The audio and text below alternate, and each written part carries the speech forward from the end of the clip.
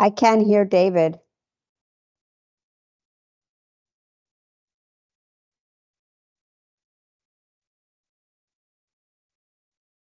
Yeah. I can hear you now. Awesome.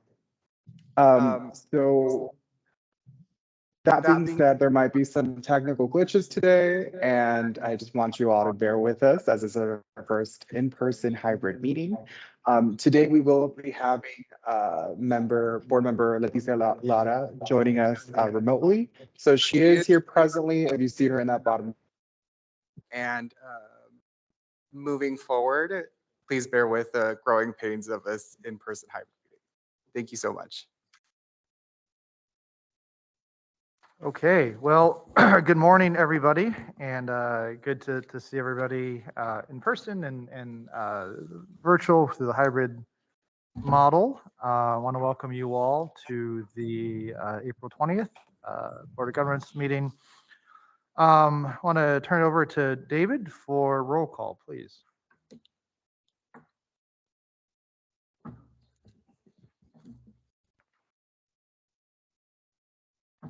I think I want to turn over to David for roll call. Okay, and I'm pulling up the screen. Okay.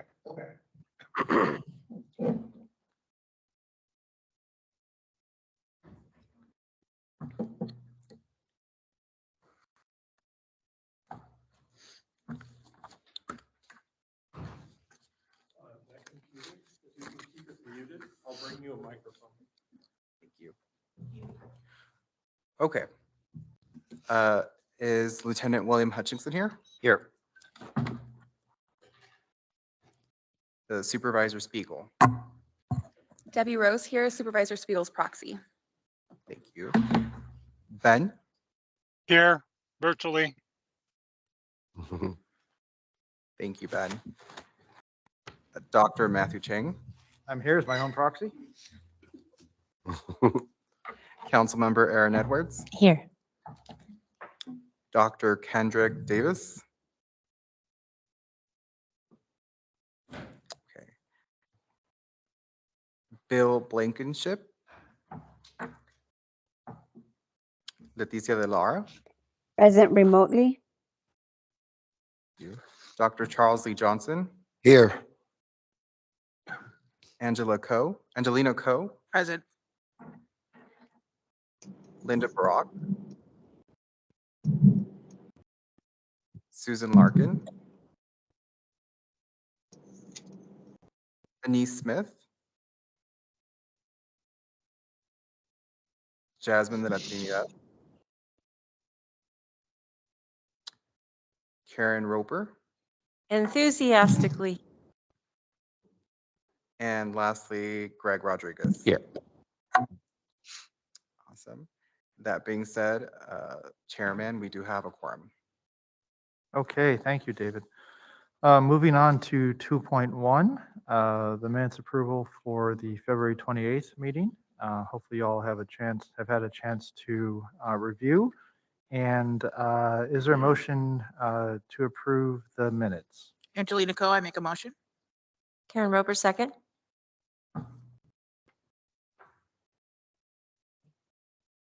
Please get a vote.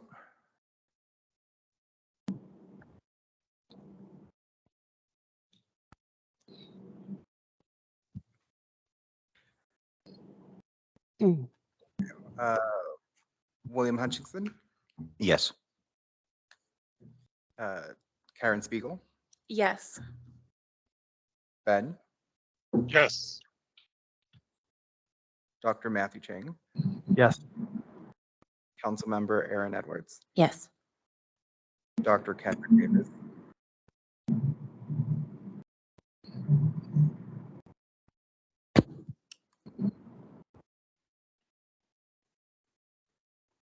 Leticia de Lara.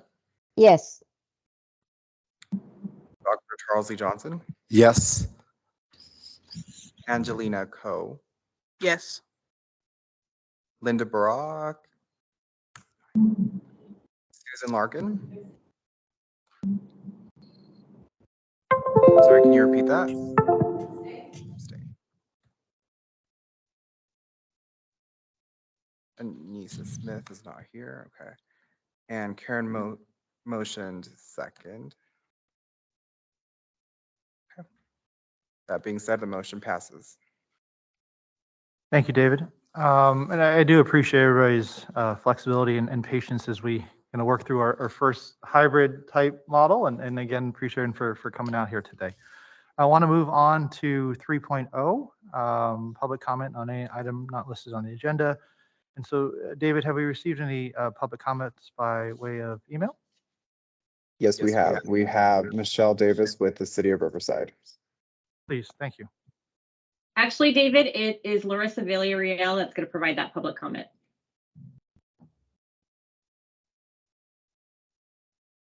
Hi, good morning, everyone. Larissa Villarreal with the City of Riverside, Office of Homeless Solutions. This morning, I wanted to share with you an incident that took place at the Riverside Access Center last week on Monday at approximately 10 a.m. We had a ambulance transport who came to the Access Center to drop off a patient who was in need of a shelter bed. And this individual was unable to carry a conversation and clearly needed a higher level of care than our emergency shelter was able to provide. During our conversation with the ambulance transport, I learned that the individual was taking a laundry list of medications before she was discharged. And on paperwork, I saw that she was considered stable. And so they said that they had contacted Path of Life Ministries and a bed was reserved for her. So I walked over the transport company and the individual, and of I'm course, sorry to Path of cut you Life off, Larissa. Ministries. We've lost connection. Would you mind giving us a second so that the board can address you? Sure. Sorry, 1 second.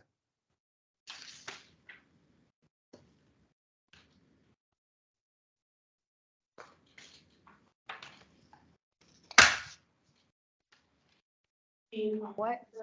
Or the government's meeting in person. Anybody of you know that? 9:45.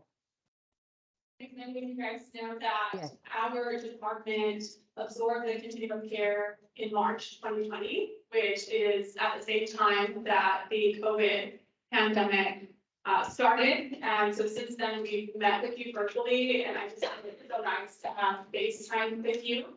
I also just wanted to give you guys suggest that maybe towards the end, where we have our announcement section, it might be nice to go around and have every board member introduce themselves, but also speak on any items that you might want to highlight that relate to housing or homelessness that could impact the continuum of care and allow for collaboration and coordination. So that is at the very end of the agenda, but if you're like me, I always appreciate that heads up so you guys can use this time to kind of think about what projects you're currently working on that could be shared. And so we definitely have somebody here from the city of Mandy. We wanted to thank them first and foremost for letting us use this space. And they have dedicated a IT member who is in the back and helping us work through this hybrid model. So we appreciate everyone's patience. Thank you.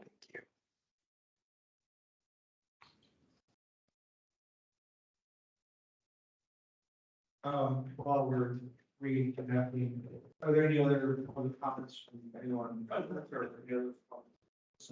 you receiving?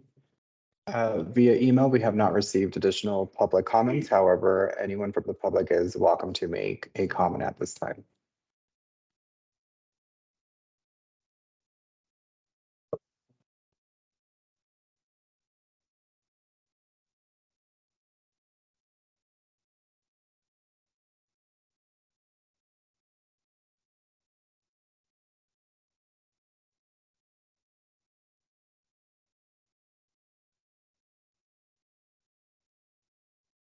This log in his computer remote, going to be accidentally closed out of it.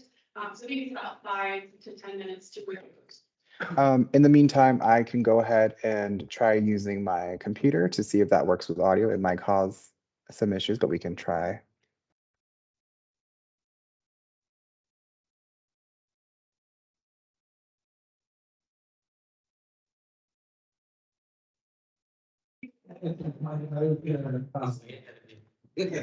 Other can start moving on, but I'm guessing that folks who might speak on.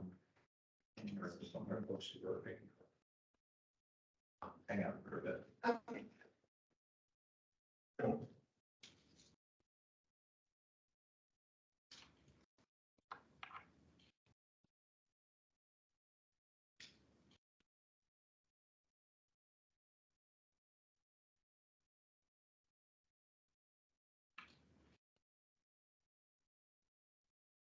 Well, while I have you all for social media, can we take a few pictures of the board meeting together?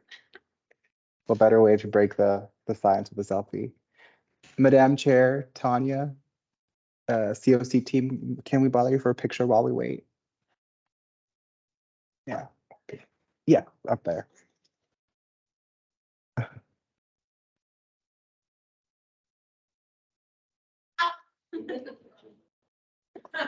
Here we go. Okay.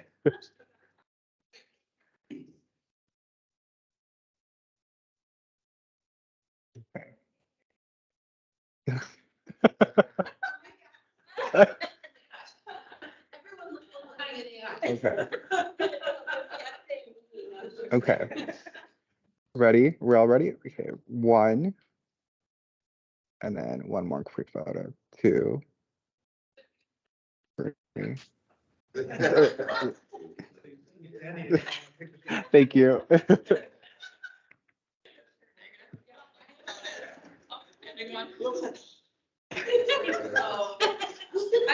didn't think her. Yeah.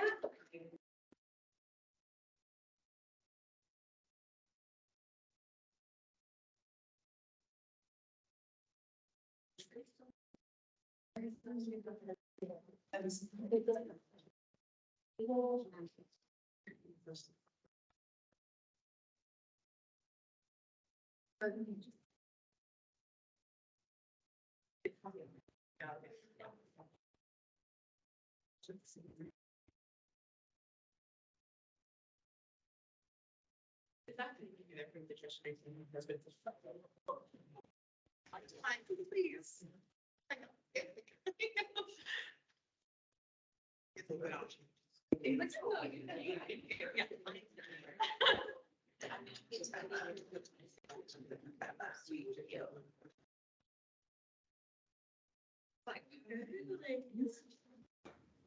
Okay. And it looks like we have regained connectivity. City of Riverside, are you on the line with us? Larissa? Yes, I'm here. Give us 1 second. I can hear you, but the board cannot hear you yet.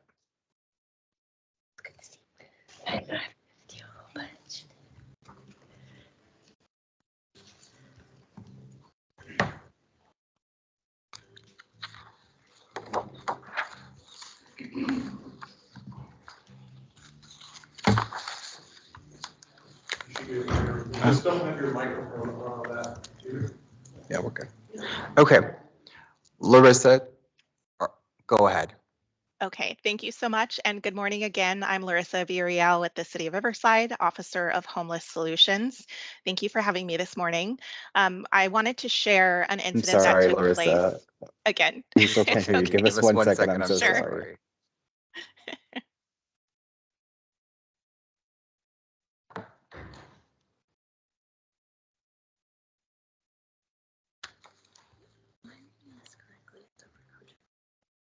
They were given a grant from 21 to 25.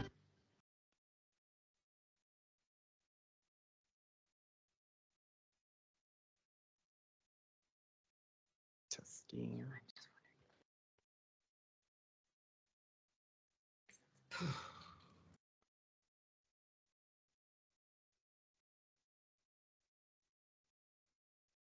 I mean, yeah, Okay, Larissa, can we try one more time? the grant, and that's what's remaining.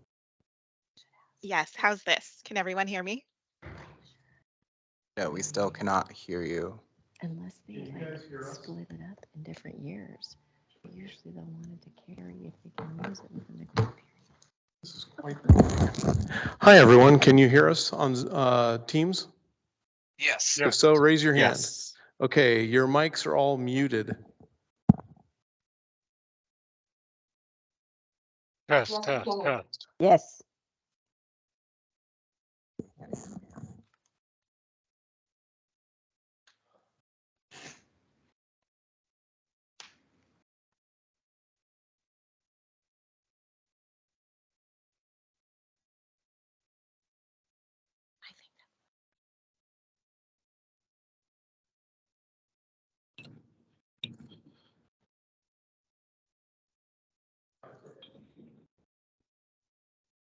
Well, listen, while we are doing tech support, and again, appreciate everybody bearing with us on our first hybrid.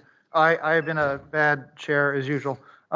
Wanted to give Dr. Lee Johnson and Council Member Edwards a chance to introduce themselves and say hi and welcome to their first meeting. So I don't know whoever wants to go. Ladies first, please go ahead. Good morning, everyone. I'm Councilmember Erin Edwards from the City of Riverside, Ward 1. It's really, I'm so delighted to be here with all of you. I chair our city's Housing and Homelessness Committee, and so certainly that is an issue that we as a City of Riverside and that me personally, that we are very invested in. And so it's just an honor to be able to sit on this board and work as a larger region together on these issues. So thank you so much for having me. Thank you, Councilmember Edwards. Dr. Lee Johnson, please. All right. Good morning, everyone. So good to be here. Dr. Charles Lee Johnson, excited to serve in this capacity as a person who has survived being unhoused when I was younger. My mother and I, and making it into a place where we finally got housing through a church ministry and kind of got us going to where we are. I'm excited to serve in this capacity. I am the current Associate Dean for the Division of Social Work at California Baptist University. I lead about 417 social work students from doctoral, master's, and bachelor's degrees in social work. We have interns who are serving throughout the county of Riverside, and I'm excited to extend their services to this entire region and however I can serve here, but certainly an issue that I'm well invested in to be sure that we're serving those of the county of Riverside well. Thank you both. Dr. Lee Johnson, I would just put out a plug that at our UHS, we need social workers, so maybe we can talk subsequently. I know we all need social workers. Absolutely. Tanya, maybe in the interest of time, if we haven't got it squared away, maybe we can move on and come back if that's okay. Okay, thank you. We'll skip and we'll come back to 3.0 and 4.1 and move ahead to 4.2. The fiscal year 2022 CoC program competition. And I want to turn over to Tanya for a report, please. Good morning once again, and we wanted to add this to the agenda to celebrate once again receiving funding from the HUD Continuum of Care program that will directly support over 12 different projects in our continuum that provide permanent supportive housing and rapid rehousing programs. If you remember, last fall, the board met together to review applications that the independent review panel very diligently reviewed at detail and put together a priority listing of those projects, ranking them per HUD's guidelines in order of priority. And in addition to receiving the news that all of our projects were renewed for funding, which is a really big deal. As you guys know, our HUD Continuum of Care program provides housing assistance to over 600 residents throughout the county.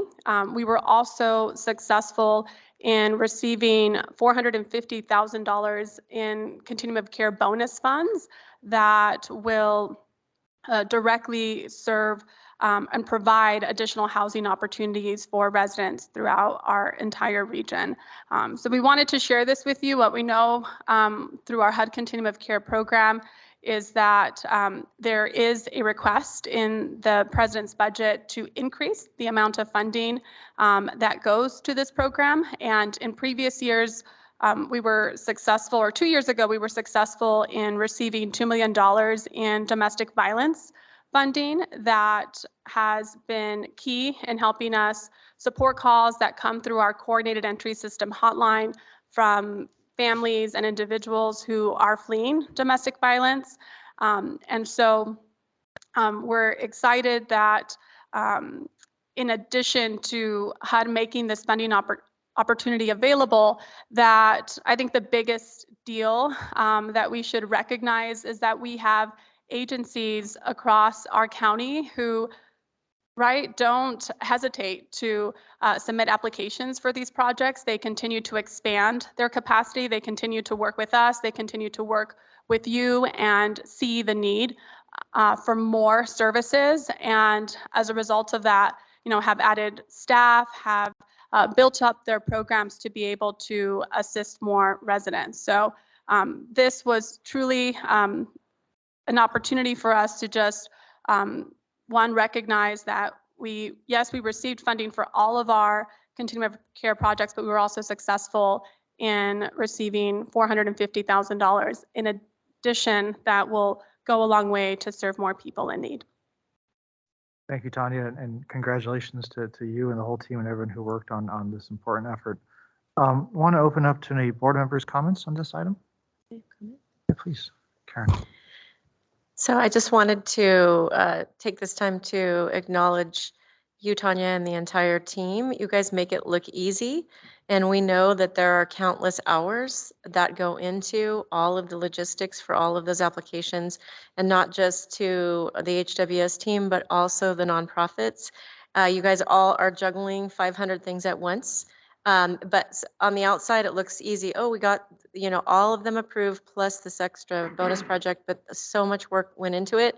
And I just want to acknowledge that because that's what makes a big difference in this county. So you guys are rock stars and we appreciate you and all of the nonprofits that were funded.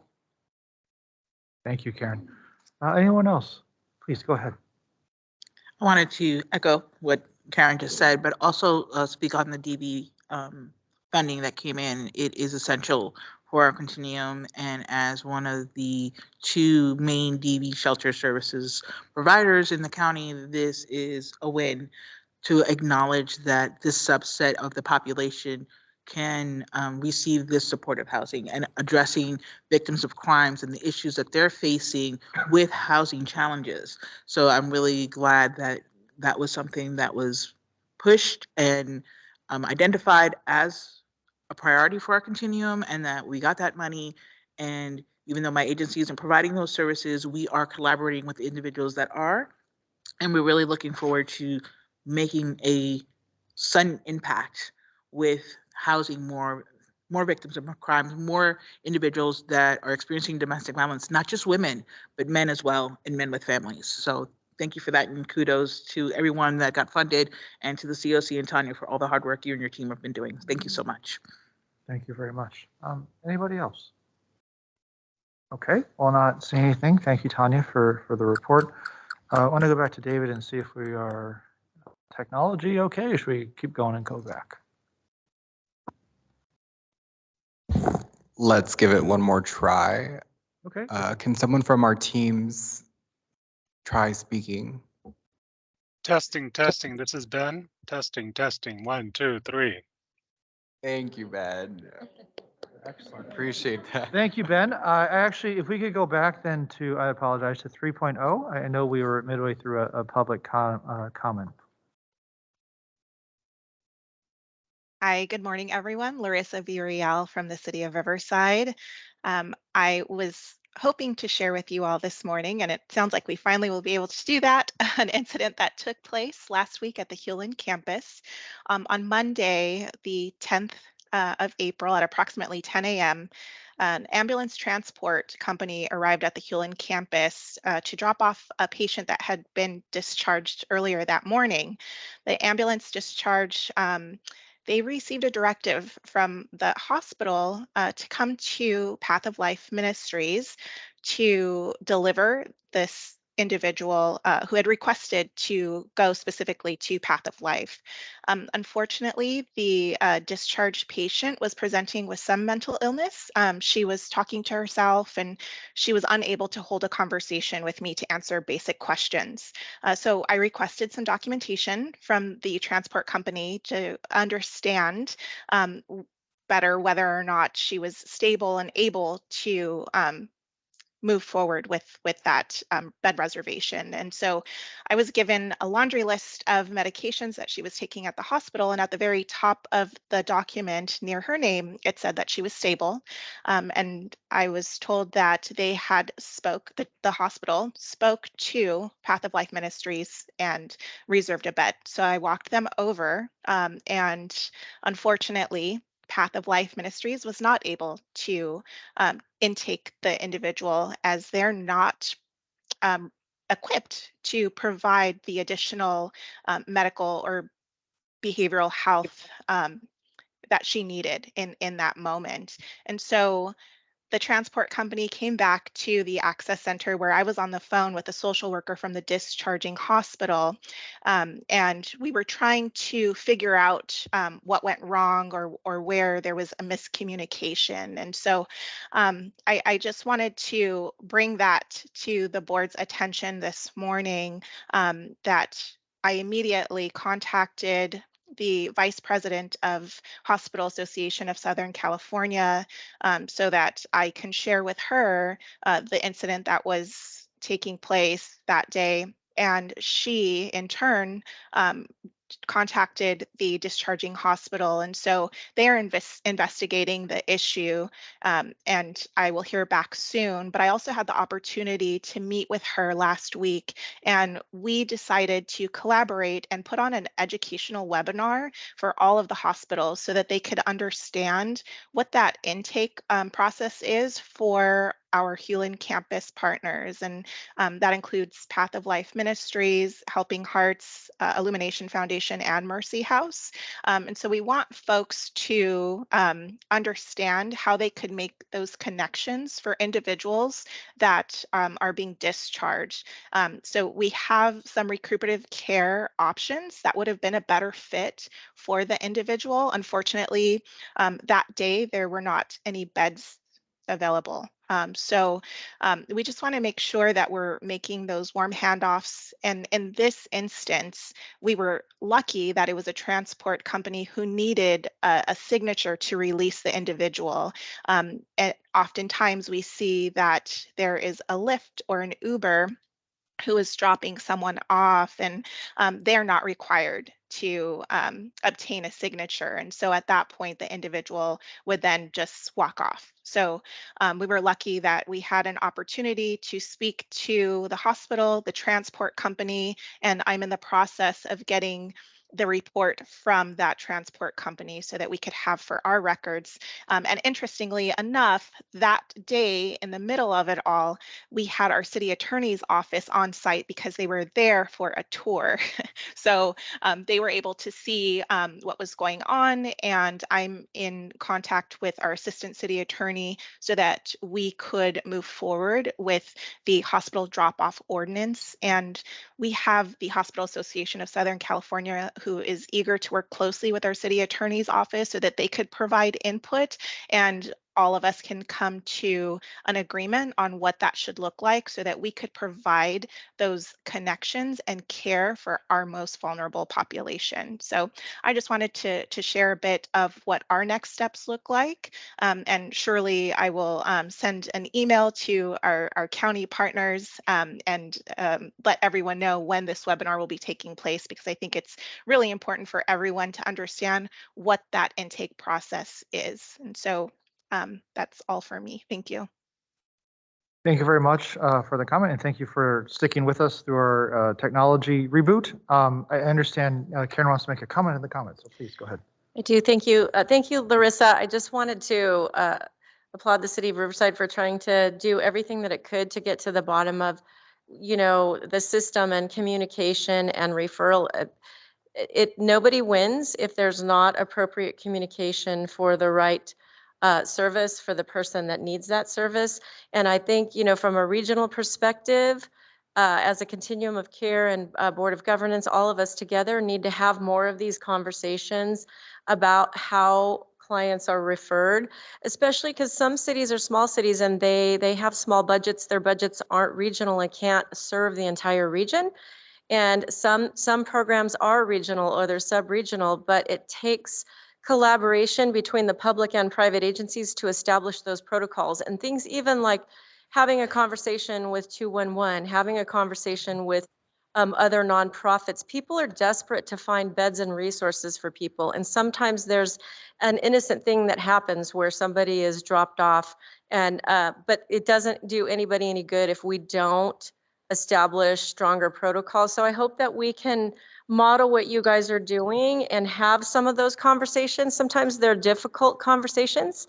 But I think if we start with everybody's trying to do the right thing, whether it's somebody trying to discharge someone or those that are saying, you know, you didn't communicate with us and we don't have a bed, as a region, we need to have those conversations, because I think we're going to do better supporting our cities, our nonprofits, the county, everybody. So I'm willing to sign up to have those difficult conversations and support Riverside and other cities that are struggling with this issue.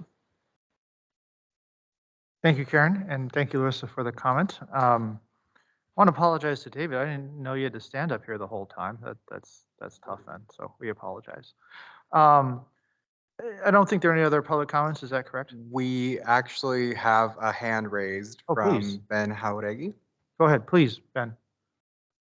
Good morning. Just wanted to share or say thank you, Dr. Villarreal, for mentioning recuperative care. I think that's an important piece of this, to have recuperative care as part of the discussion, because that's definitely a person that could have possibly been helped by recuperative care if there was direct communication between the hospital and the recuperative care agency. So hope to, looking forward to that discussion and how recuperative care and the health plans like IEHP can be part of that discussion. Thank you. Thank you, Ben. Tanya, please. Thank you. What I wanted to add is just that the continuum of care has been working on updating our discharge plan with local hospitals throughout the region. And we see a huge opportunity through the Housing Homeless Incentive Program, which we've been working very closely on with Ben. Our continuum of care chairs, both Karen Roper and Michelle Davis, have been involved in participating in those meetings. And of course, we have continuum of care members who receive funding and carry out different types of activities, but specifically I wanted to recognize street outreach as sort of a mechanism that we see to be able to coordinate services for patients that are in hospitals and are ready to be discharged. So Amy Primrose, who is not here but may be with us virtually, is our HIP coordinator through our office, and she has started conversations with the various street outreach providers that are funded. Just a second. Hi. I got some clothes that my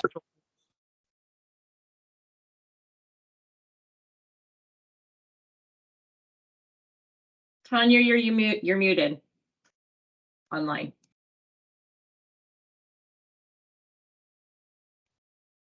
Okay, can you hear me? Okay, Michelle? Okay. So I just wanted to share that we've started meeting in the last 2 to 3 weeks with all of the different street outreach teams that get funding through the continuum of care. Currently, we have about 3 to 5 teams in every single supervisorial district that meet regularly to coordinate mobile reach services. So they're out driving around, engaging with people who are on the streets today, the most vulnerable, and beginning to facilitate a connection to housing.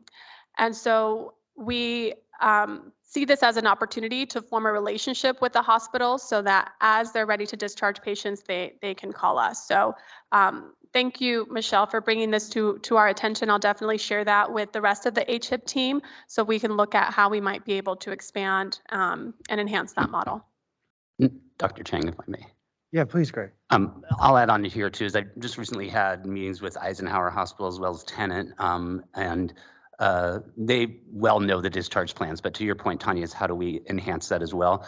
I just want to highlight the challenges that they brought to me is the lack of beds, both shelter beds and permanent units as well as respite care beds. So I think we have to keep that in our conversation as cities move forward in whether approving additional shelter beds, crisis stabilization units, wellness villages is a key factor as well, that we've got to have those tools on the back end in order to make sure that discharge runs smoothly. Thank you, Greg. And I was just going to say something similar. You know, it's interesting how all of this is interconnected, and we all approach it from our different perspectives and bailiwicks. But really, when you zoom out or zoom in, I mean, it is one big tapestry, which is not the real word, but it is all interconnected. And so I appreciate the folks bringing the issue up. As Greg mentioned, there are different components to it, and I think we all are doing good work here. Building capacity is absolutely critical. You know, it's just the whole right care, right time, right place, that you have the appropriate levels of care to move folks up and down and to receive folks coming out of hospitals are just critical. So the system as a whole can run more smoothly. I appreciate the comment and the comments on the comment. Moving to 4.1. Special request to add a permanent City of Riverside BOG seat. And for this, I want to turn this back over to Tanya, please. So the good news is I'll be handing it over to Michelle here in a second. Michelle Davis with the City of Riverside. I just thought I'd give you guys some background since it's been some time since we've met to discuss this particular item. Last year, the Continuum of Care received a letter from the City of Riverside requesting a permanent seat on the Board of Governance. And when the board met during its June meeting, it agreed to basically place the item under our Continuum of Care membership for review. And so under the leadership of both Karen Roper and Michelle Davis, who chair our CoC membership meeting, they were able to develop an ad hoc committee that was comprised of Angelina Coe from Shelter from the Storm, Michelle Davis, City of Riverside, Brian Ambroise, City of Murrieta, who I know is also here today, Larissa Villarreal, City of Riverside, Josh Tomaszewski, Emma Peressing, and myself were included as part of staff support. And the team met a total of 3 times. And Michelle Davis will be providing an overview of the discussions the team had, what information they took into account. I know that they really took a deep dive in looking at other Continuum of Care charters, in addition to providing you with an update on their final recommendation. So Michelle, if you're ready and the technical piece is working right, we're ready to hand it off to you. Absolutely. First off, I just want to thank the ad hoc committee members for taking time out of their busy schedules to meet. I think our major points of discussion was looking at equitable representations of the other cities and geographic areas of the CoC Board of Governance, because each subregions have different challenges. And so we wanted to make sure it was equitable. We also looked at the risk of creating a Board of Governance that had too many seats. We wanted to avoid that as well. And then the committee also suggested adding ex officio seats as a solution to ensuring that the voting quorum was unaffected. At the end of the day, the committee had decided that the CoC would designate time on the agenda during the CoC Board of Governance meetings to allow cities to raise concerns and speak on certain items so that everybody has the equal opportunity to voice their concern and give input on items being discussed and I guess issues that are occurring in their own cities as regions. And so we also want to look at also increasing our city's membership on the BOG and the CoC. So that will be something our committee will be taking a look at as well. And then the cities also, we do have a seat at the table, as Councilman Edwards had spoken to earlier. She is one of our newer members. So the City of Riverside does have representation on the board, and we look forward to continuing that collaboration. Is there anything I might have missed, Tanya? No, I think you spoke to it all, but we're certainly available if anybody has any questions. Thank you, Michelle. Thank you, Tanya, and thank you, Michelle. Does the board have any questions on this item? I do. Go ahead, please. Thank you for the update. And just making sure I don't need to recuse myself on this item, because certainly this is one that I had a great interest in bringing forward. I think it's just information. Just information. Okay. So my question is, I heard, Michelle, you talk about the risk of too many seats and wondered if you could share more about what you learned. As we increase the number of seats on the BOG, it gets harder to get a quorum. And so we want to make sure that we're avoiding that and having the instances where you have a lot of board members that have to recuse themselves because they're getting funding from the CoC or they're benefiting in some way from some of the action items on the BOG. So we wanted to make sure that we were avoiding those issues as well. Thank you. And then to make sure that I understand the solution, there will be time officially on each agenda for all the cities to give an update. That's correct. And then I think Josh, before each meeting, we can probably do a call out to the cities to see who wants to provide an update or provide a comment during that item so that we know how much time we need to allocate on the agenda. That would be my recommendation to the chairs. But we don't yet have that moment designated on the agenda. That's correct. I think, Josh, can you confirm that that's not on the current agenda? That would be on the next agenda, correct? Yes, that's correct. Great, thank you. I think the spirit of this item wasn't that all the cities would have an opportunity to present, even though that is important, but understanding that Riverside as the county seat would have decision-making power always on the Board of Governance, just to clarify. But of course, I'm new to the board and I respect that there was a process, there were 3 meetings, and so I appreciate the update. Thank you. And Mr. Chair, if I may add, council member, Michelle ended too, is that really encouraging more cities to participate in the CoC. There's a lot more back and forth within the CoC, a lot more best practices stuff. So the value of having the city input in the CoC is really primary. Not that there's not a role for the cities to play on the Board of Governance, but really as far as the active work of the continuum really happens through the CoC, where the Board of Governance really is more the authorizing body of the funding streams and that kind of stuff. Thank you, Greg, and thank you, Councilmember. Any other comments from the board? Please, Karen. Yeah, thank you for bringing that up because you raised something that I think a lot of times people in the community maybe don't understand, but the true, this is probably a funny word to use, but power of influence for program and policy comes from the continuum of care. The continuum of care is the one that makes decisions regarding the governance charter that even affects the Board of Governance, as well as program and policy that feeds up to and affects all of the funding across the entire continuum of care. So I'm really glad that you brought that up because that's really where the prestige is to have that influence inside the continuum of care. Thank you, Karen. I think someone was speaking on. I think someone was online. I apologize. I can't see who it is from where I'm sitting. But. That's okay. This is Josh with the County Riverside Continuum of Care. I wanted to thank you all for your very relevant questions and comments regarding this item, and just wanted to encourage everybody to look through the series of documents that have been uploaded to the Google Drive for this meeting. There's minutes for every ad hoc meeting that we held, and some background documents, including the original letter and some conversations that happened at the Board of Governance meeting when this was first brought up, and the Continuum of Care meeting when this was first brought up. And a lot of these items were discussed, and it's because we have a lot of really interested and relevant and smart and experienced members here, both at the ad hoc committee on the Board of Governance.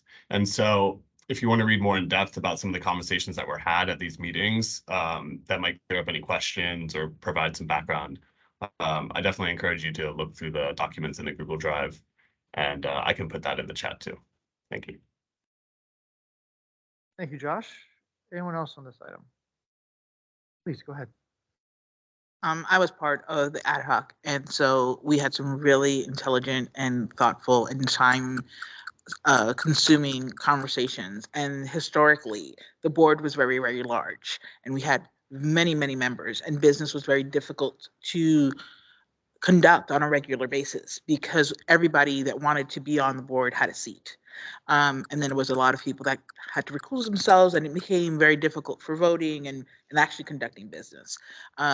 and we didn't want to reinvent the wheel or go back to something that didn't work, that we tested for years and years and years.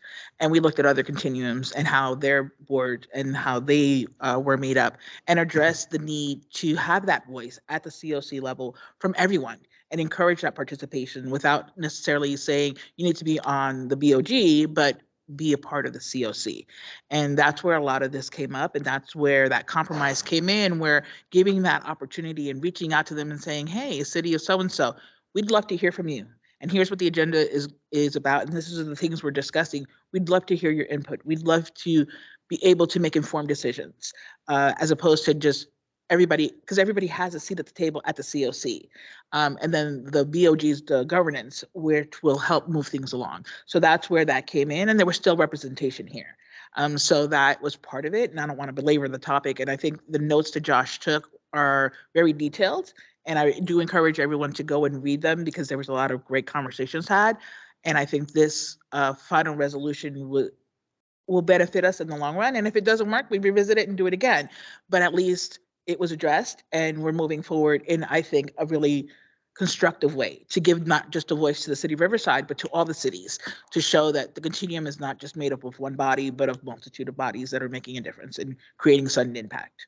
So thank you, Chair, for allowing me. No, thank you. And thank you for the robust conversation here. And it's evident that everyone involved did a whole bunch of work on this in the interim. So thank you very much for that. And thank you for the update. I'm going to move ahead to item 4.2, which, I'm sorry, Tanya, we did 4.2, but you're saying that Joe Coletti wants to 5.1. I'm easily confused as usual. I want to move on to 5.1. Just kidding.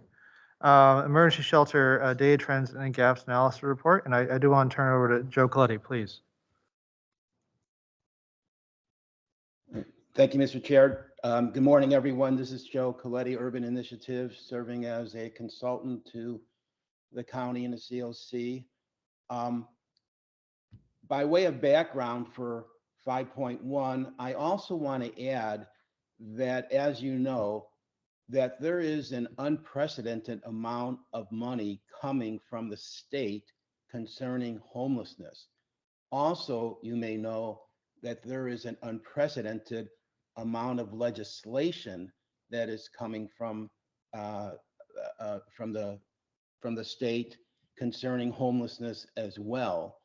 As a result, this legislation is continuously underlining the need for data-driven recommendations. And it's not to say that anecdotal information is no longer important. It is, however, is that the legislation is really driving data and data collection, data analysis, and data evaluation, and not just looking at outputs, but to look at outcomes. So with that, with data-driven being the desire, then there are certain sources of homelessness data, including the housing inventory count. You know, there is, as you know, HMIS, the point in time count, CES, and your by name list. But this is focusing on, what I want to do is focus on the housing inventory count, the HIC. And you may know that the HIC is a point in time inventory of provider programs, and that it consists of 5 categories: emergency shelter, transitional housing, rapid rehousing, safe havens, and permanent supportive housing. Just want to quickly note before turning it over to Tanya about emergency shelter. And the findings that were, the report that was sent to you, there were some findings, primary findings in the report, and just wanting to note that that the number of shelter beds nearly doubled from 2018 to 2022, you know, actually a 90% increase in the amount of shelter beds. So yes, we've seen a significant increase in the number of persons counted as homeless between 2018 and 2022. But this underlines the fact that your number of shelter beds actually exceeded the increase in the number of persons counted. 93% increase in shelter beds, and it was 43% increase over that 5-year period of time, the number of persons counted. And so with that, I just want to say that what I'd like to do in the future is to be able to come back and to include the 2023 housing inventory data in this report. And you may know that the HIC, the 23 HIC, is due to HUD a week from tomorrow.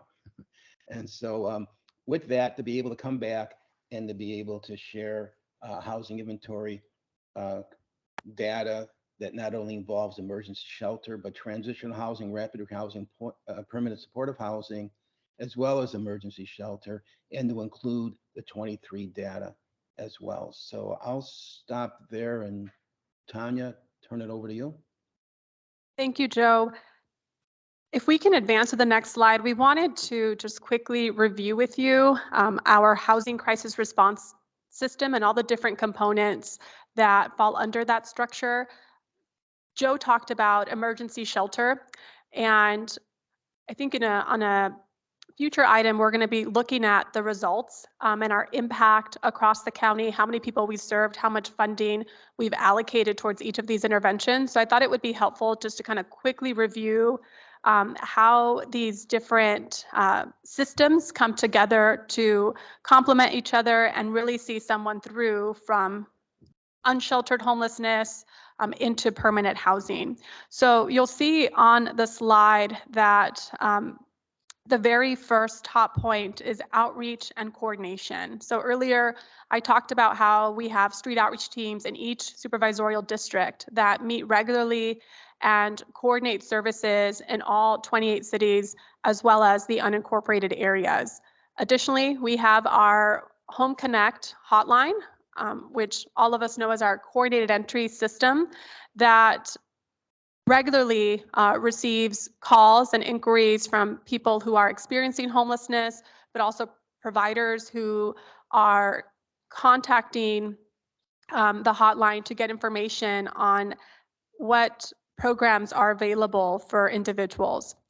The next point, if we move down to the right, is prevention and diversion.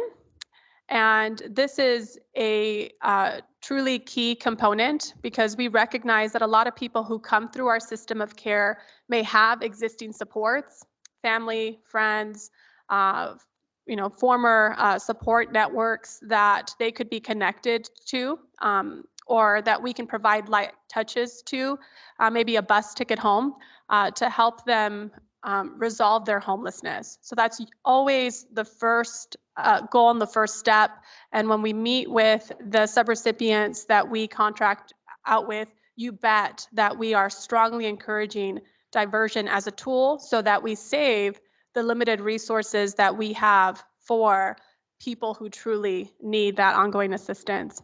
If you move down towards that wheel, you'll see emergency shelter, which Joe talked about. And most of our shelter programs offer 90-day stays for people. And so that means during that time, during those 3 months, you have case management staff that are working with a high volume of people trying to help them develop a plan to exit homelessness. I imagine that you share the same thoughts that I do in hearing that it's limited to a 90-day stay, is that oftentimes that's not enough time. It takes, there's a series of things that result in someone becoming homelessness, usually that take upwards, more than 3 months sometimes, right? It's a series of events that happen in a year or more.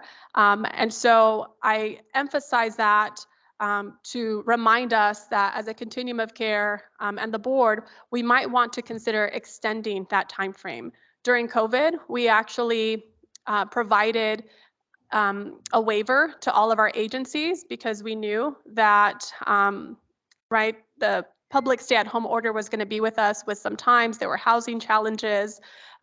We didn't have the same number of rental units turning over because of protections through the eviction moratorium, which were good, right? Like, it doesn't feel good to have to as a result of a housing shortage, wait for someone to get kicked out for us to move in. But the reality is those are barriers. Those are challenges that all of our teams have to face. And so during COVID, we were able to extend that for up to 6 months.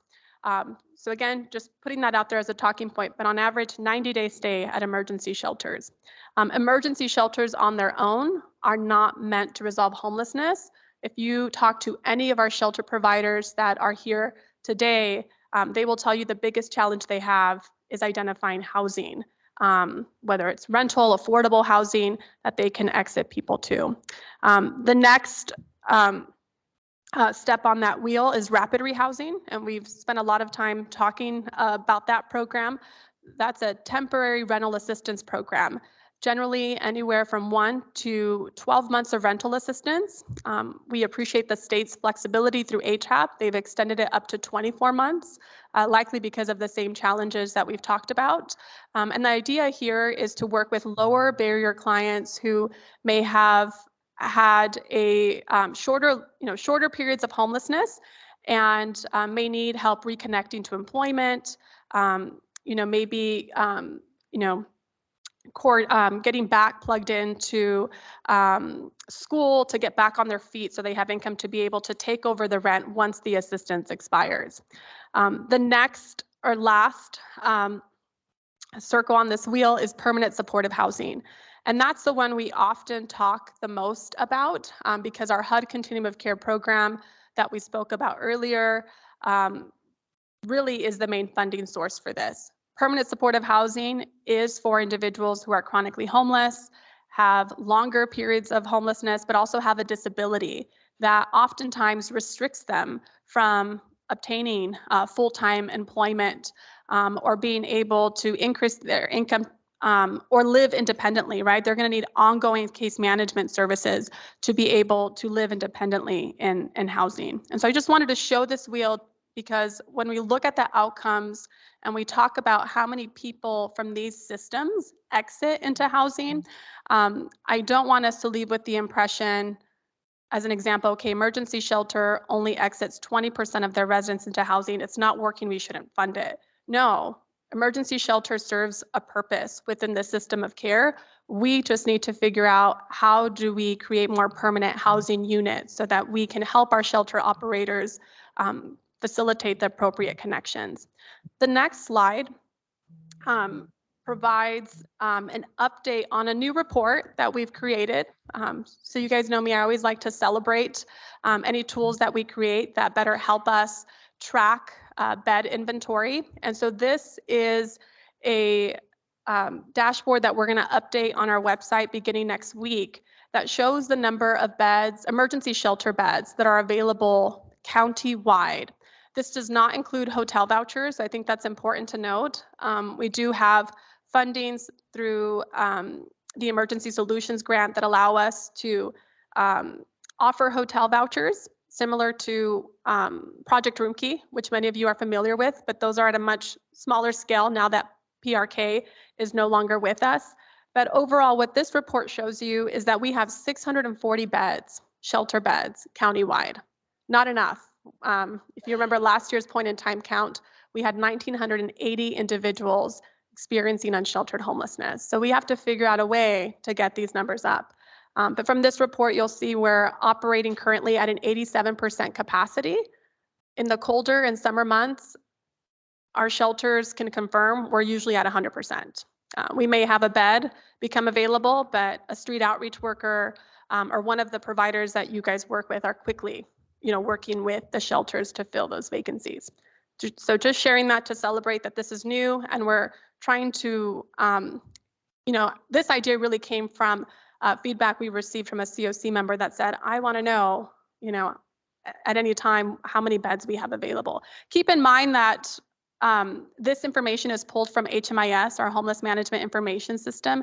Agencies generally update their data within 3 to 7 days. So it's not, the most current, but it does give us a good gauge on what's available.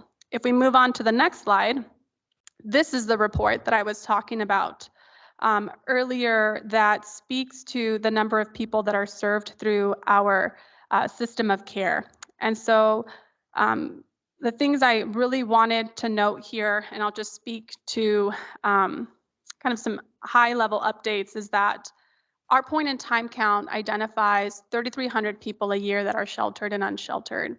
But when we look at how many people come through our system of care each year, just now, we haven't even ended the fiscal year, we've already served 13,720 people. 13,720 people. So truly the point in time count is just a snapshot of how many people are in crisis. I'll speak to the interventions that definitely achieve the most success. 95% of the people that are assisted through permanent supportive housing stay. And I think that as housing advocates and people that have really embraced, endorsed housing first, recognize that your most acute individual with a disability, when connected to housing and receiving the proper supportive services, is successful.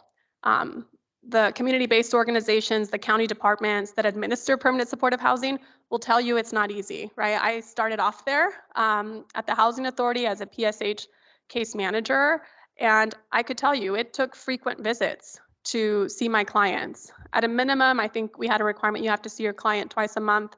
I was often there every other day, especially in the beginning, to make sure that they stabilized and they were connected to the proper supports. So I wanted to share this with you to say that, again, we want to really expand the tools that all of us have available so that anytime we have the ability to advocate for more funding, more beds, more resources, you have the data readily available. So this information will be posted in our website beginning next week. We're working with RCIT at the moment to do that. Thank you. Thank you, Tanya. And actually, could you go back 2 slides for me, please? Yeah. So my question, and I'm not expecting anyone to have this off the top of their head, but maybe as a discussion point or something for the future.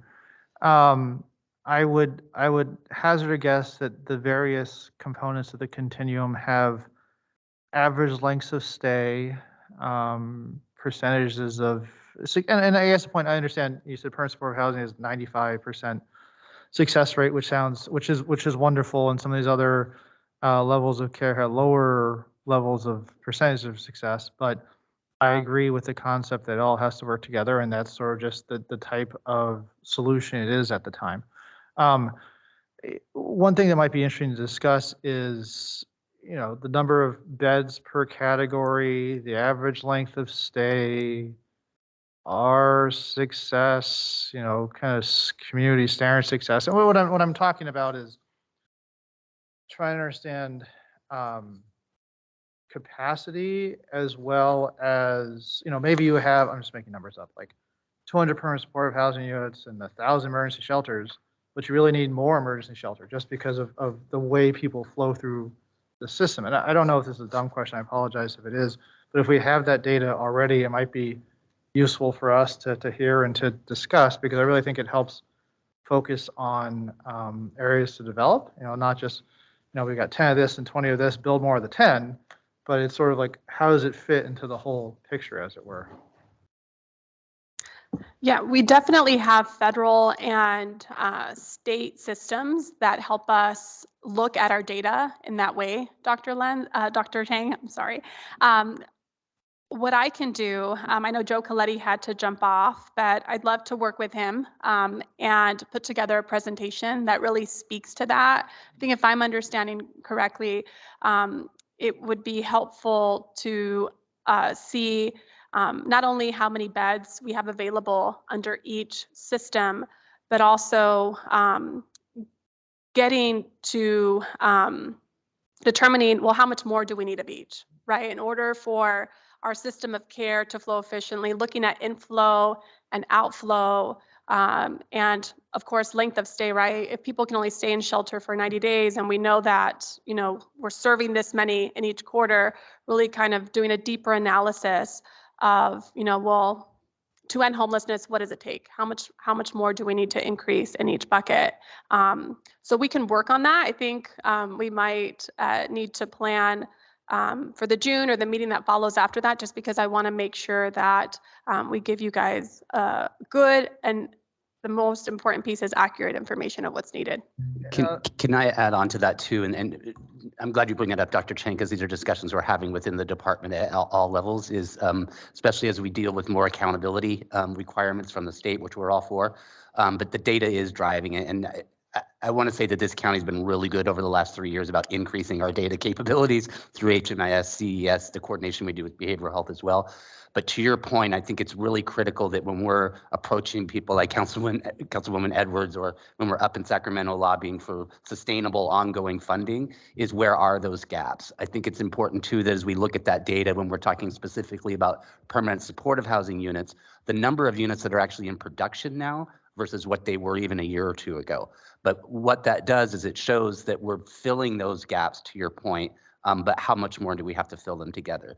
The shelter component too, I mean, we've gone through so many years where it's just housing first, and we don't think shelter plays a role. And I think all of us in that space know that it does. We're dealing with that right now in the city of Palm Springs. So I like that you brought that up, and just so you know, we're working on that internally, but I think we can take it to a bigger level as well, especially again, as we seek to protect the funding sources that we have, also the opportunities that we have in the HIP and CalAIM programs as well for funding those ongoing capital improvements. And I've certainly seen all the advancements in the data collection, and it's very impressive to see all the work that's being done. I think, I just look at it in terms of, I'm sure some of these areas are bottlenecks compared to other areas, and I do think that the conversation I like to stay and what percentage is used and what percentage of X do you need more is helpful to guide this conversation. And again, the data you guys put together and pull, I think helps inform all of those conversations. And also where those services are needed too. And we need much more geographical distribution in this county than what we have right now. I'm gonna hop in a conversation. I got you in just a second. Sorry.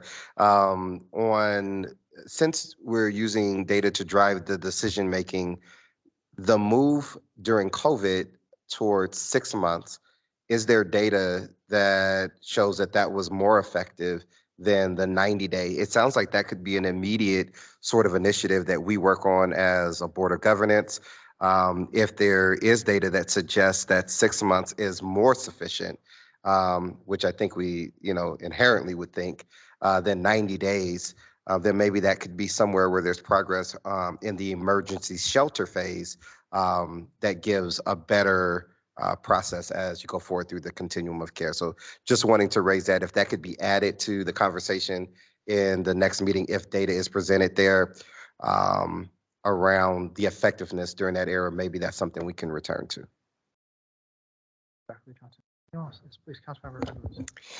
Thank you so much for the presentation and all the information. I love the new report. I just want to make sure that I'm understanding, as I'm reading the handout, the emergency shelter data trends and gaps analysis. First of all, the first bullet point of primary findings that was verbally shared with us as well, having an increase of 674 beds, a 93% increase. That's exciting to see and speaks to a lot of really phenomenal work across the county. So congratulations to all involved for everyone's vigilance. To make sure that I'm understanding the numbers here, looking at page 4 of that handout where it's broken down by facility-based beds, voucher beds, and other beds, and then comparing it to the chart that we see on the slide, I understand that this chart does not include the voucher beds, but there's a difference in numbers. Can you help me understand where here we're seeing that there's 640 beds, here we're seeing many more? Yes, thank you for bringing that up. And I think Joe and I meant to reference that earlier. When we do our housing inventory count report, and this is again a report that's due to HUD, our goal is to capture the total capacity across our county. And so I talked about how we utilize our homeless management information system and use that database to track beds. And so that's what's captured in this report. When we do our HIC report, HUD encourages us to reach out to agencies that may not enter their data into HMIS. And so the additional beds includes agencies, mainly nonprofits, that may participate within our continuum of care, but have not yet started entering their client data into that system. What you should know is that we are always providing education, training. We have conversations with those agencies to try to encourage them. Recognizing those of us that use HMIS on a day-to-day basis. I know a lot of our board members here have had that experience. It really, right, like it really takes having a dedicated person in your agency to enroll each client, exit each client, update each client's demographics. So the housing inventory count captures a full picture of everybody, and agencies were able to say, hey, give us your data. We want to know if you're operating a shelter or a housing assistance program in our county. We want to capture those in the report to HUD. But the dashboard that we prepared for you includes those that are entered into that database. I hope that makes sense. It does. Thank you. And then what is other in other beds? What does that mean? Again, on page 4 of this report, we see the facility-based beds, the voucher beds, and other beds. What's an example of other bed?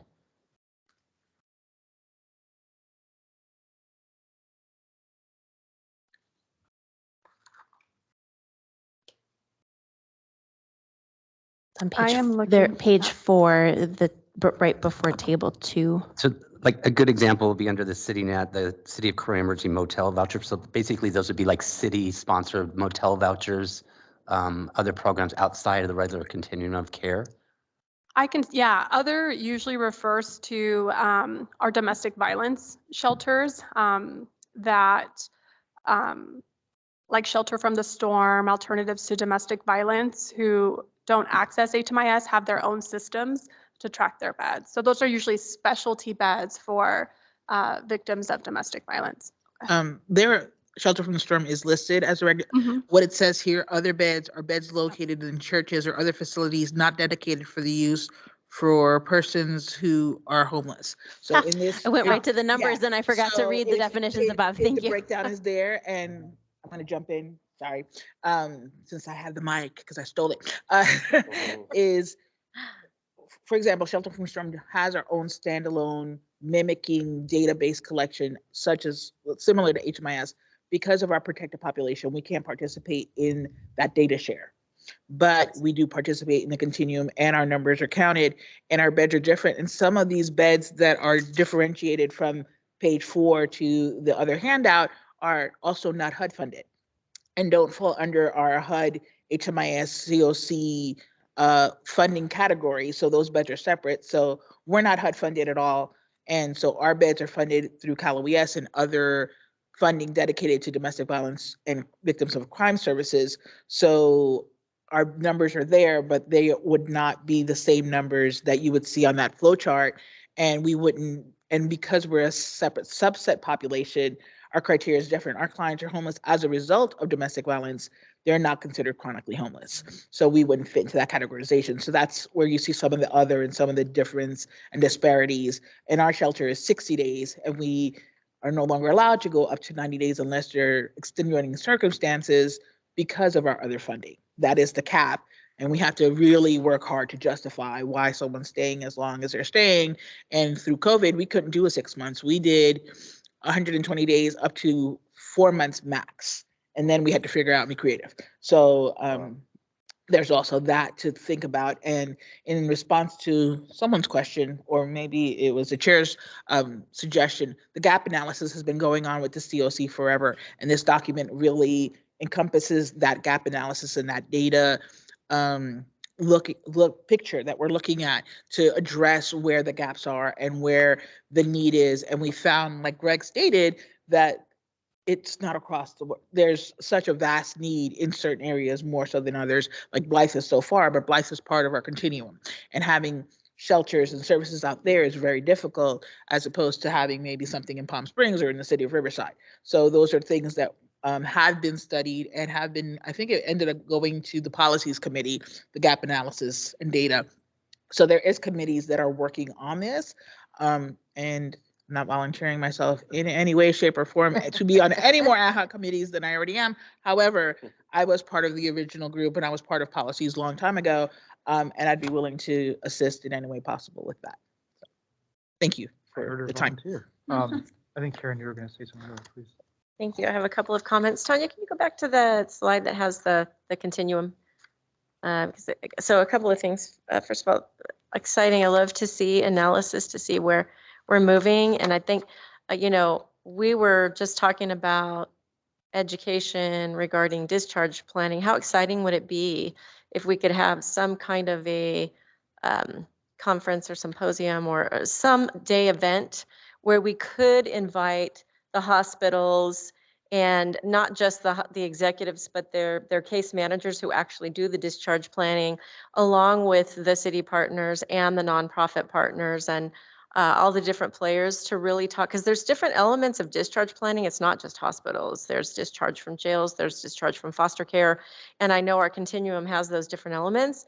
But to bring everybody back to the importance of education about the system and the partnerships and what partners need to partner with who in what region, and try to begin to solidify more maybe formalized referral processes that will help some of these areas that are struggling with these types of referrals.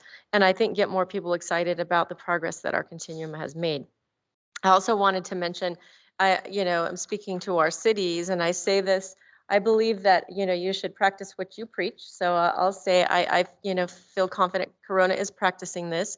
I say to all the cities, this is a picture of a systems-oriented approach. And all cities should be taking a systems-oriented approach. Does it mean the city needs to finance the whole system? No. But if I've seen cities where they'll say, I'm going to fund this little outreach team and then not, provide any infrastructure for shelter beds. And then if they do, then, oh, that shelter's not functioning well because they're not moving into housing. Well, there's no housing to move them into. So you need to have the system for prevention all the way to housing and everything in between. And that's what takes partnerships with nonprofits and county agencies, and the cities should have skin in the game and make their own investments. And I wanted to even talk about the whole length of stay issue. I don't believe that emergency shelter should be de facto housing. However, I do believe we need the maximum amount of flexibility for the length of stay. For us in Corona, there's a couple of things that we did that I hope would help other cities. I asked our planning commission and our city council on the definition of emergency shelter. It used to say not more than 180 days within 1 year. I requested that to be changed in our housing element to say not more than 180 consecutive days, period. Why? Because we have folks that are so severely chronically homeless, they may have 2 steps forward and 5 steps back. If they get evicted back to the streets and we don't have housing set up, we're just shooting ourselves in the foot. And not only that, but you need flexible funding. So for example, some shelters, they might have ESG or EFSP and they might be hamstrung for 90 days. Cities like for us, and I know Riverside, we have a 1 cent sales tax initiative. We have flexible funding, almost my whole entire homeless budget. So I can extend emergency shelter beyond 90 days, 180 days, whatever we need to do. So I think flexible funding is like super important. And it's not something you can flip a switch, like every city can just do that overnight. It takes, working around a plan and discussions about how you can move the needle. Let me see if I covered everything, because this gets me excited and fired up. I think that's it. But this is like super exciting because systems is my world. And I think we all just need to keep focusing on integrating the system, moving the needle. Let's do it. So this is very exciting. Thank you for the data. Please. Okay, I talk a lot, so I apologize for taking up a lot of time, but Karen brought up something that has come up numerous times within our CoC about the funding gap. And the need to bring in, we have so many wonderful agencies that are working so hard within our CoC that are now part of the CoC, but aren't receiving HUD funding because they're so small and it's so difficult. And one of the things that we had talked about years ago, and it keeps kind of getting revisited, is doing collaborative funding and applying for grants together and helping the CoC by having that be somehow a component of part of that symposium, how to do that grant writing, how to work together, how to find collaborative agents to work together to sign off on getting this funding in, because there is a lot of funding out there, but it's really difficult if you're a small nonprofit that only has 3 employees and you don't have a database and you're doing all this outreach and you're doing these beds because it's in your heart, or you're a church or whatever, and you just don't have the capacity to do those funding. And that's something to really consider. What funding is out there that we're missing, and how can we help support our CoC with finding ways to get that money, or get that political buy-in, or the cities to have that flexible funding to get to those agencies. I agree with you, and I think that's what I where wanna cities say. need to stand in the gap, because they, shouldn't just say it's the county's problem, the county should fund it, the continuum of care should fund it. Cities need to have skin in the game if they expect to move the needle to address homelessness in their city. I totally agree. But also, Angela, I'm glad you bring that up too, because this is another thing internally we talk about constantly. And as you know, we've entered into the HIP agreement with IHP and Molina, and it's a game changer for us. And things have had to move really quick. But what's nice is in our conversations we have on a basically weekly, bi-weekly basis, is how do we keep that program going and moving forward? And so the opportunities within CalAIM, Tanya and I are actually having a call with Alameda County in a couple weeks on a really creative way that they're being able to provide basically kind of accounting service for CBOs to bill through CalAIM, because to your point, those smaller organizations do not have the capacity.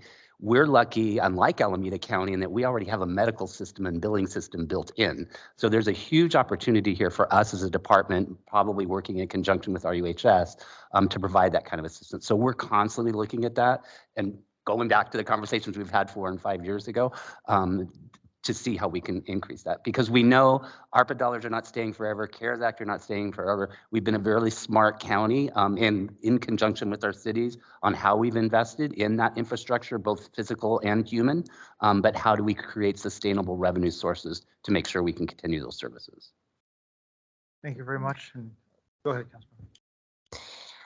Just another question on this chart, because of course data only tells a small part of the story, and it's so wonderful to have it. And as I am newer to this space, I have a lot to learn. So forgive the question, but as I'm looking at the total inventory and the beds vacant, I note that there are some, particularly the smaller shelters, that are 1/3 to 3/4 empty. And I wonder if you can help us understand, again, realizing that this is just a snapshot in time, but understand why that might be. If there's any information that would be helpful for us as a board to know as we're thinking about larger policies.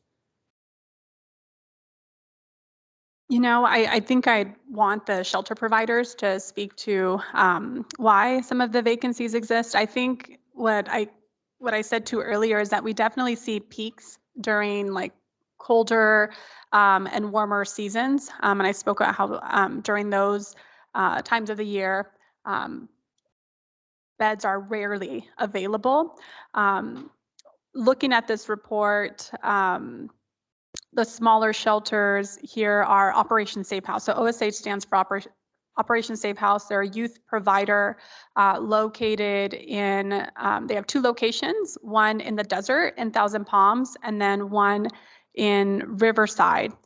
And their programs mainly serve underage youth, so anyone who is under the age of 18. And I think they take them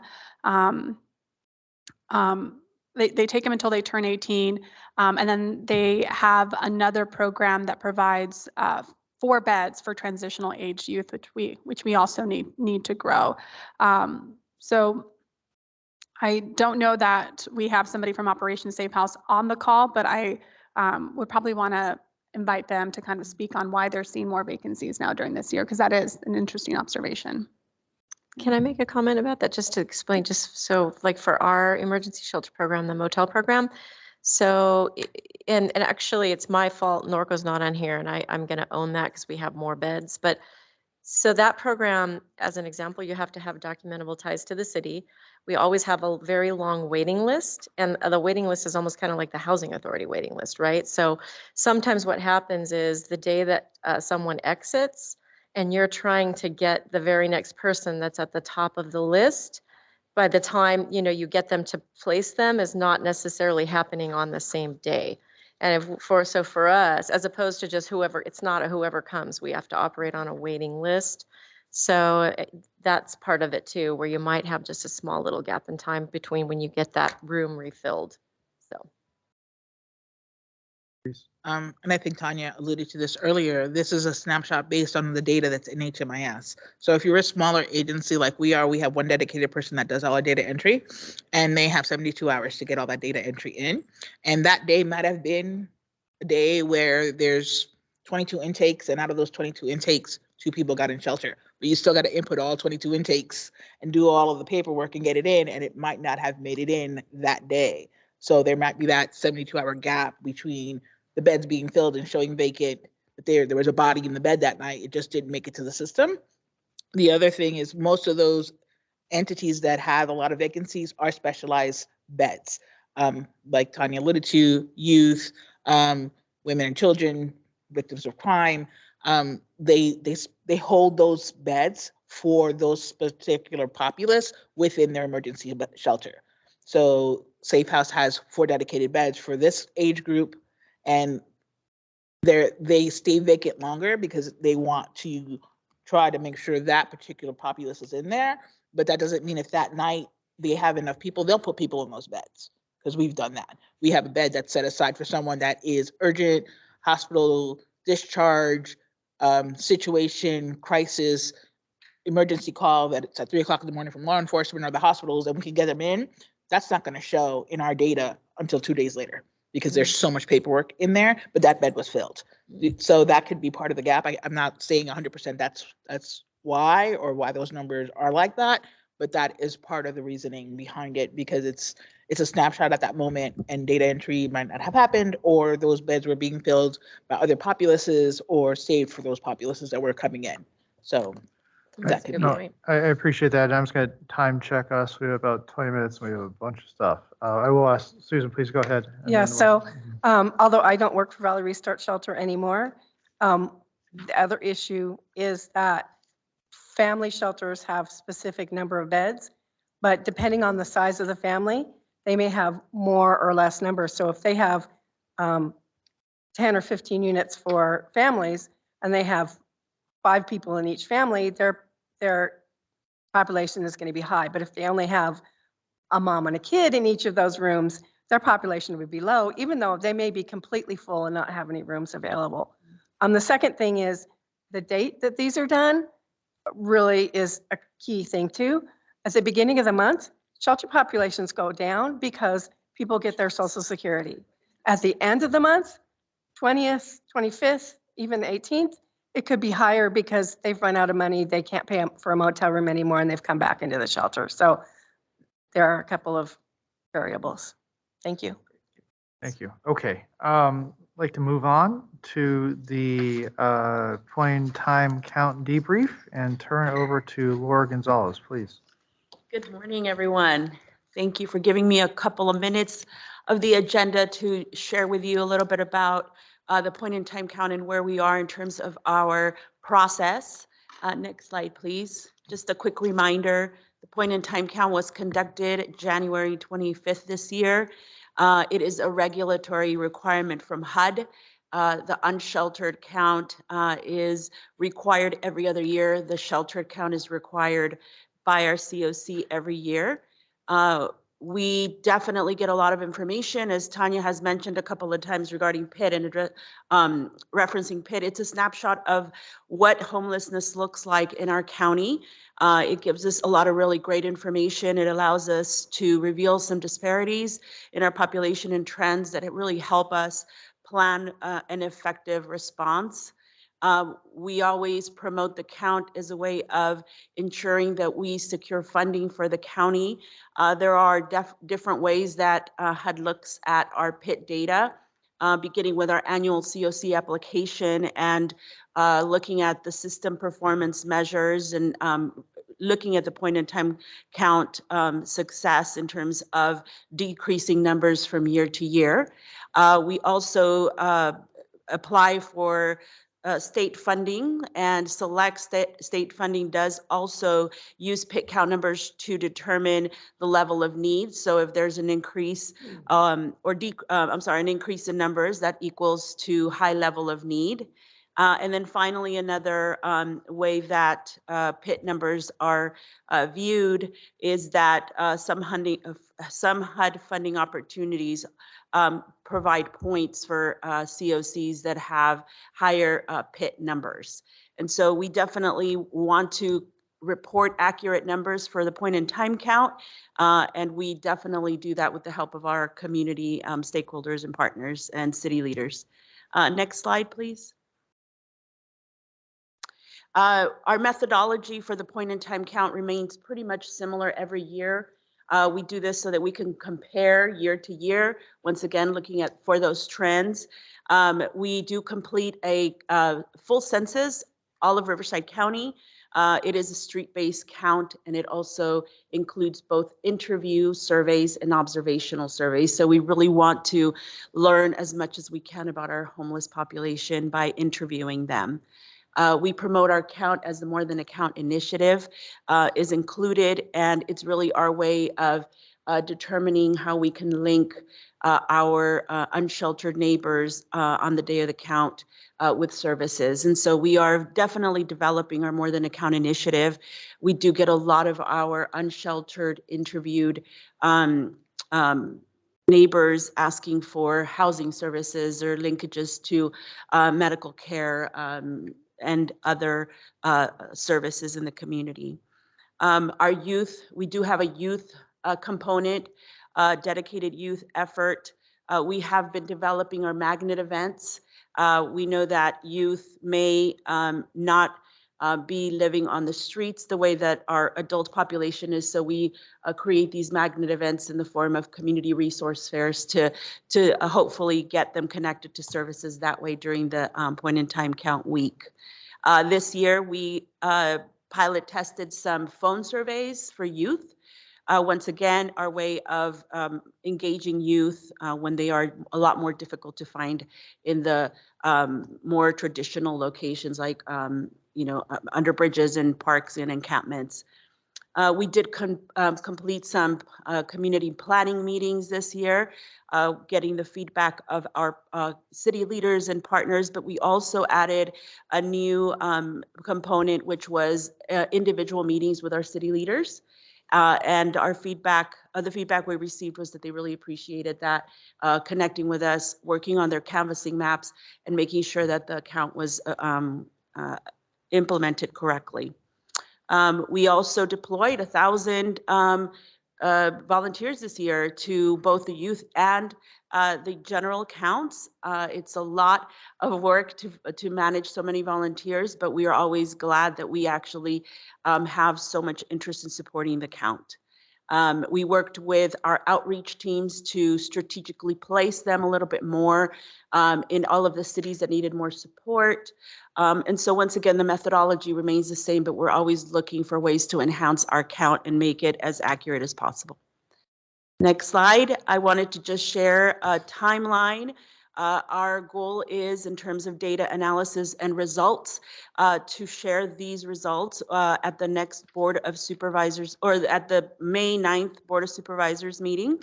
That's where we will release publicly the numbers, the city level and district level numbers, and then we will move on to some presentations with the continuum of care and then the Board of Governance in June. Finally, our HIC and PIT data, as we've spoken right now during this meeting, is due to HUD April 28th. So our goal is to be able to submit those to HUD, which is the reason why we do the count. And then finally, the written methodology report. We do our best to share what we learned from the count, including the results, trends, and patterns that we see, hoping that our city partners can benefit from the information we collect. And that way, plan and strategize to address homelessness in Riverside County. So if there aren't any questions, I thank you for your time, and we will definitely do our best to provide timely updates as we're releasing the results for the 2023 point in time count. Thank you very much, Laura. I'm sorry, just quickly, could you go back to the purpose slide? I think it was a couple before, I might be a little off.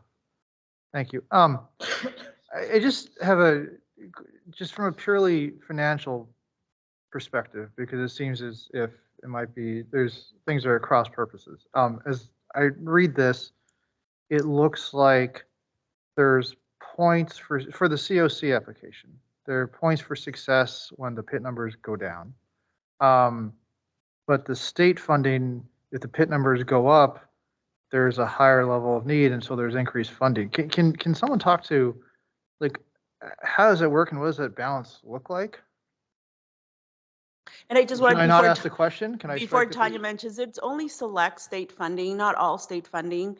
Only certain funding sources look at PIT data in this way. So, Yeah, I think the only thing that I can really say to this is that you're right, Dr. Chang, the HUD Continuum of Care program, which is our main funding source, right? That's the only funding source that we've been able to count on historically year after year.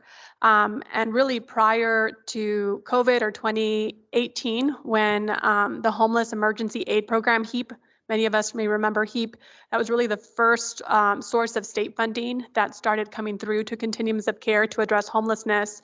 You know, our main funding source was through our federal HUD Continuum of Care program. And so, interesting enough, the application awards a range of like 10 to 20 points for CoCs who are able to decrease homelessness. And the idea around this, right, is to really incentivize, encourage states, counties, continuums of care to address homelessness in their region, which I think many of us, right, can find reason within that, where within the state structure, and it is likely because the state has created a lot of platforms for continuums of care, counties and cities to provide feedback on how those newer state programs like the Homeless Housing Assistance Program, HHAP, have been funded, that they really heard I was going to say cry maybe because have my newborn, she's not a newborn, she's a 17-month-old, so that's the word that comes to mind. But I think continuums of care really spoke up and said, right, you should fund us based on our need.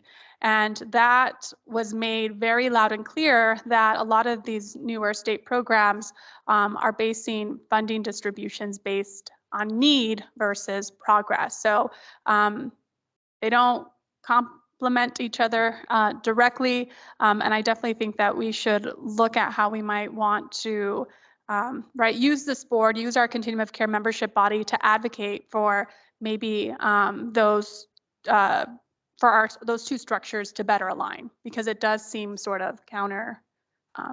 Can I add on to that, Dr. Chang, too? It's kind of visions of realignment in a way, but yeah, it's what the challenge is that HUD is kind of taken a punitive role in the past on this. So if your numbers don't come down, you're not going to get good funding. What they haven't looked at, and there's a lot of conversations going on, especially with Secretary Fudge in there and her staff as well, on the challenges, especially like states that California have faced, where there's no housing production, where there's lack of shelters beds, where there's lack of behavioral health services, substance use services, and how we're penalized because we don't have those resources. Decades-long problems, you and I have talked about this numerous times, cannot be solved in 4 to 5 years, and we can't be penalized on the fact, and if you look at Riverside County specifically, over the last 4 to 5 years, when we've done our point in time count, our methodology has completely changed. We've gone to electronic data gathering. To Laura's point, her and her team over the last 2-3 years, outside of the one we didn't do, have really worked with police departments a lot more, with our outreach teams and identifying those locations. So we've gotten better at where we count and how we count, and so to be penalized for that. So those conversations are being happened. To Tanya's point, I think this is a huge advocacy role. Carolina Herrera and I have already talked about working within the agency for possible rule changes on this. It looks like some may be able to get around not having to do a legislative fix, but that's where this needs to be changed, because it's not a fair system. And I think to Tanya's point, you really do have to look at where is the need, but more importantly, not just by numbers, but where are successful counties like Riverside that are investing? How can they be able to leverage more of those dollars to make sure those investments go further? Mr. Chair, can I ask a policy question to staff? Please, yeah. Tanya, I was hoping you could comment. It's like a double-edged sword, but I'm just going to say it. So it seems like we go through this whole logistical process, we complete the count, and then we're starting up to do the count again. We don't even have the benefit of time to assess and analyze the data and try to focus on the population that we've identified so we can collectively say we move the needle for that group. Now, I know that HUD requires an annual sheltered count, but can we please at least have the policy discussion about, is there any value for a biannual unsheltered count? The magnitude of burden on staff and across the county to do that, I just feel, some people are like, no, we need to count it every year. Well, do we? So what's your reaction to that? I'm like, or we? Okay, time. So we would definitely support a discussion on having the unsheltered count every other year. Karen, I would definitely say that both cities and the county, as well as our CBOs, can speak to how much planning goes into the count. We released the results in May, and then we're planning again, reaching out to cities in September and October. So you're right, it really gives us little time to analyze the data. And I'm glad that you spoke to the requirements by HUD. Moving to a biannual count would still allow us to be consistent and meet HUD's requirements. And so we can add that to the next board meeting agenda in June. And I was trying to bring that up gently, so thank you, Karen. I just want to comment on Greg's comment. I know and I acknowledge and I appreciate all the work that's been done to have the most accurate count available with the electronic piece and 1,000 volunteers and this, that. It strikes me from an advocacy and a policy perspective that's odd, because it is, counterintuitive or a double-edged sword. I mean, if you want to get the most money from HUD, almost like you should get one person in a van and cut his or her tires and don't let her count anybody and draw down the most funds. But that's not accurate. It's not appropriate. That doesn't give everybody in the community the best information to implement tools. And I don't know what that advocacy piece looks like. Maybe this is not the forum, but I don't know if we're having those conversations in different areas. Perfect. I'll stop talking. Any other commentary from folks? I'm Dr. Cheng. Thank you. I think this is critical. This data and the methodology certainly is interesting. We are fighting those two different entities, which is challenging, because I want to say the data is inaccurate. Then publicly I don't, because I'm afraid to lose funding. But I think that finding out how law enforcement can actually play a more integral role in these counts as we go through, because our very accurate count is far different than what will be released. And I do think that that's fair, that cities need to know, because when we are out there collecting data as a public safety entity, our cities are those really the numbers, and where are they? Whatever that forum is, or the appropriateness of that, whether that's another committee to discuss that, but our data is counting the unsheltered, the sheltered, whether they have sex offender status or parole status, probation status, if any of that's important, and then who's from out of the area, who's chronic illness, who's chronically homeless to Palm Springs. So we've got some very detailed and accurate data that we're certainly happy to share. But I do think that a more accurate census is definitely something that should be discussed at some point. Thank you. Anyone else? Okay, I'm going to confer with Tanya briefly here. I'm just looking at the time. I believe we have the option to postpone and take on 5.3 and 5.4 at the next meeting. Is there a will of the board? Do you want to go ahead and continue? What do folks want to do? I don't know who has a hard stop. I think that's a great suggestion, personally. Okay, fair enough. Anyone arguing with that? Okay, so then I think we'll skip it. So we will, and I apologize, but we will move 5.3 and 5.4. We will reschedule them. I do think we'll try to get to announcements and call for agenda items in addition to 5.3 and 5.4 at the next meeting. So, are there announcements from anybody? Please. I just wanted to make a quick shout out. So we are working on a home key project in the city of Corona, and The amount of collaboration between your department, sir, I want to really give a shout out to Home Connect.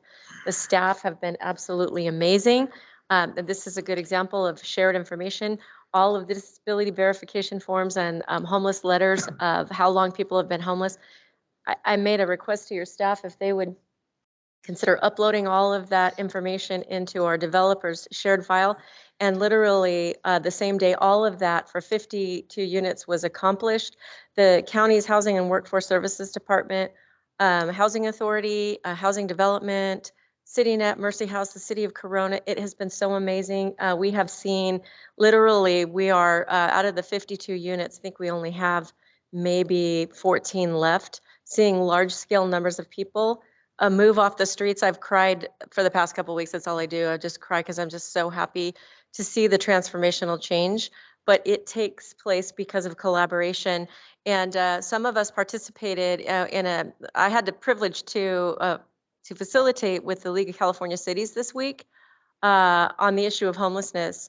And across the state, the biggest topic that came up was the difficulties and challenges with home key projects. It was really neat to see Riverside County rocking it because we have figured out how to trust each other, how to collaborate and move the needle. And I just want to acknowledge everybody's hard work because that's how you get people off the street in a large scale number. Thank you, Karen. Thank you very much. Please, Councilmember Edwards. Quick and exciting announcement. I wanted to make sure you all knew and were invited to the grand opening of Mulberry Villages in Riverside at 10 a.m. on May 8th. These are 10 tiny homes. We've been working on them for a very long time in partnership with Habitat for Humanity, but in my opinion, it's an extraordinary project. I can't wait to see it, and I would love to celebrate the opening with all of you. Thank you. Jacob, online, I see your hand being raised. Oh, Hello. I wasn't aware. I don't know. I never know if I'm allowed to make a announcement at these meetings or it's the other one. But I was listening to the conversation about conference, and kind of an announcement is we're preparing to hold a trans health conference out here in Palm Springs in September. However, we only need one day of the conference location, even though we have to contract for 2. So I'm just kind of throwing that out there that there'll be hopefully a large number of you coming to this conference on trans health. So maybe there's an opportunity to do some collaboration. I used to put on conferences in my old job, so I love doing that and kind of just throwing that out there. So that's it. Thank you. Angelina, were you saying something? Please. I feel like I've said a lot. I just want to announce that April 26th is Denim Day. April is Sexual Violence and Sexual Assault Awareness Month. And as a DV provider and knowing that many of our victims have been also sexually assaulted and are those type of survivors, I'm asking that we have our CoC meeting that day. If people can join us and wear their jeans and their denim that day in honor of Denim Day, which is something that started back in the early 90s when a young lady was assaulted and the judge told her, if you weren't wearing jeans and dressed like that, it wouldn't have happened to you. So in honor of letting victims know that they are survivors and they can wear whatever they want and no is no, if you could join us on April 26th for Denim Day, and I will send out some stuff so the CoC can share. But that is April 26th. So thank you. Thank you. Lieutenant Hutchin, and I want to commend you, sir, on your ability to raise your hand virtually, although you're here. It's very impressive. Please, go ahead. I've got it up right here, so. Just a couple things real quick. We have a new city manager in the city of Palm Springs who came from the city of Garden Grove. They did a lot of really great work there with homeless outreach, homeless shelters, navigation centers, things of that nature, some mobile crisis units as well. And he's taken a very aggressive approach in the city of Palm Springs currently and understands that we have a much greater need than waiting for the navigation center to open in 2024. And one of the things with Greg's help, and our city is currently looking at adding an additional 100 beds, if possible, if funding and things of that nature work out here. We'd like to see a timeline in August We're going to have to see if that's going to be feasible and if that will actually work out for our needs. But there are very aggressive meetings weekly with that. So kudos to the City of Palm Springs, the new city manager. We also have a new homeless outreach coordinator. I think he's here, Mr. Roman Ruiz. So very excited to have additional staff on the city side to really push these initiatives. And I also want to thank Tanya and some of the other groups. We did have some challenges with a firefighter and his young daughter and his fiance in our city who couldn't get housing. They were going through a lot of challenges, and it was a matter of hours before we got them housed. So thank you for those that actually stepped up to help us in that very important time. And that's all I have. Thank you, Lieutenant. Anyone else? I thought I saw Ben with his hand raised online, but I think it's lowered. So go ahead, Ben. Yes, I just wanted to mention IEHB is looking for community support services, housing services providers, vendors that are interested, that have experience, can go to our website, iehb.org, search for community supports, and respond to the survey there on that site, and somebody will contact you. Thank you. Thank you. And I just want to see if there are any. I also have my hand up. Can you hear me? Yes, please go ahead. Okay, hi, this is Letty Delara. And I'm just wondering, even though I'm not in favor of adding one more meeting to everybody's calendar, but today we ran out of time and we had to skip 2 items. And there was a comment about there was so much activity with funding coming in and being able to learn from each other. I'm just wondering if it would be something that we should consider, not waiting until the next scheduled meeting in June, and maybe we're having a meeting in May to kind of make sure that we are, just being informed and able to continue, to hear from one another and act as needed. So just wanted to throw that idea out there. Thank you. And also, I just learned a lot from everybody today. All the great questions. Thank you.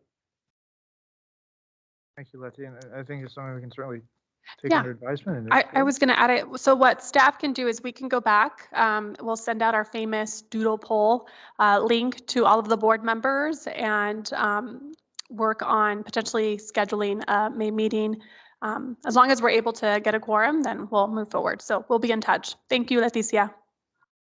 Okay, call for agenda items for next meeting. I have one from the public comment today and the conversation after the public comment. It seemed like not necessarily for the next meeting, but soon to hear a state of the region on recuperative and respite care could be a great topic of conversation. Thank you.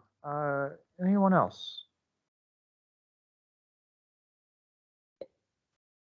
You already mentioned we could revisit the biannual versus annual. So. Perfect. Okay. Well, not seeing anything else. I appreciate everyone coming and putting up with our hiccups for our first hybrid model. Thank you to the team. Thank you to technology help. And yeah, meeting adjourned. Thank you. Thank you, everyone.